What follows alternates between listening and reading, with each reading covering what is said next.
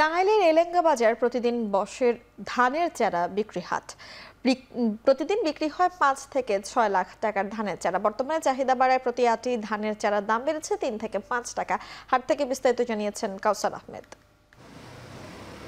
আমি আছি টাঙ্গাইলের কালিহাতীর এলেঙ্গা শামসুল হক কলেজের সামনে। এই বাজারে প্রতিদিন ভোর থেকে শুরু করে রাত অবধি বিভিন্ন জাতের ধানের চারা বিক্রি করা হয়। অনেকেই ধানের জাত দেখছেন এবং দামাদামি করে পছন্দ হলে তারা কিনে নিয়ে চলে যাচ্ছেন। আজকে প্রতি আটি ধানের চারা বিক্রি হচ্ছে ৫ টাকা থেকে শুরু করে সর্বোচ্চ ১৫ টাকা পর্যন্ত।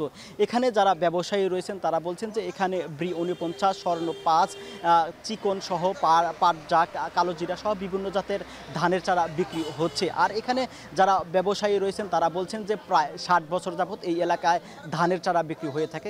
কালিহাতী ছাড়াও ময়মনসিংহ, নেত্রকোনা, নওগাঁ, বগুড়া সহ উত্তরাঞ্চলের বিভিন্ন জেলার যারা ব্যবসায়ী রয়েছেন তারা স্থানীয় এলাকা থেকে ধানের চারা সংগ্রহ করে এখানে এসে বিক্রি করে থাকে। তারা বলছেন যে এখানে প্রায় শতাধিক ব্যবসায়ী রয়েছেন, তারা প্রতিদিন প্রায় ৫ থেকে ৬ লাখ টাকার ব্যবসা করে থাকেন। কৃষি কর্মকর্তা বলছেন যে চলতি মৌসুমে জেলায় প্রায় ১,১৯০ হেক্টর জমিতে রোপা আমনের ধানের চারা রোপণ করা হবে। তো এই ছিল টাঙ্গাইলের কালিহাতীর এলেঙ্গা থেকে ধানের চারা বিক্রির সবশেষ তথ্য।